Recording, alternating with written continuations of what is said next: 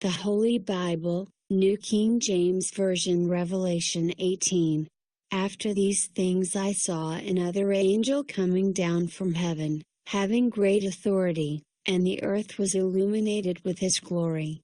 And he cried mightily with a loud voice, saying, Babylon the Great is fallen, and has become a dwelling place of demons, a prison for every foul spirit, and a cage for every unclean and hated bird.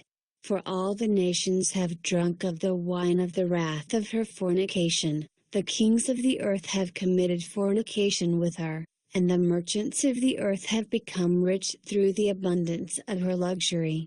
And I heard another voice from heaven saying, Come out of her, my people, lest you share in her sins, and lest you receive of her plagues. For her sins have reached to heaven, and God has remembered her iniquities. Render to her just as she rendered to you, and repay her double according to her works. In the cup which she has mix double for her. In the measure that she glorified herself and lived luxuriously, in the same measure give her torment and sorrow, for she says in her heart, I sit as queen, and am no widow, and will not see sorrow. Therefore her plagues will come in one day, death and mourning and famine. And she will be utterly burned with fire, for strong is the Lord God who judges her. The kings of the earth who committed fornication and lived luxuriously with her will weep and lament for her, when they see the smoke of her burning, standing at a distance for fear of her torment, saying, Alas, alas, that great city Babylon, that mighty city! For in 1 hour your judgment has come.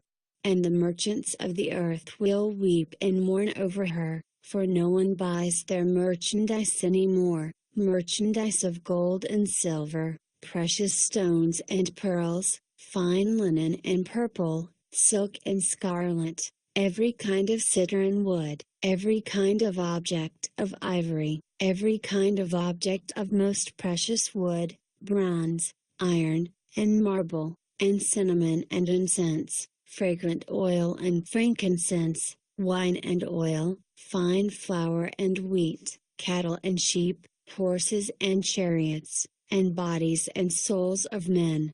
The fruit that your soul longed for has gone from you, and all the things which are rich and splendid have gone from you, and you shall find them no more at all.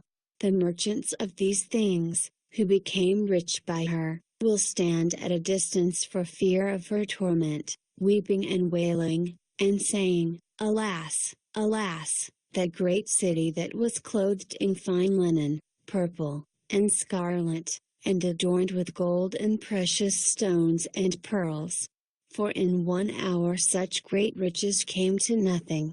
Every shipmaster, all who travel by ship, sailors, and as many as trade on the sea, stood at a distance and cried out when they saw the smoke of her burning, saying, What is like this great city?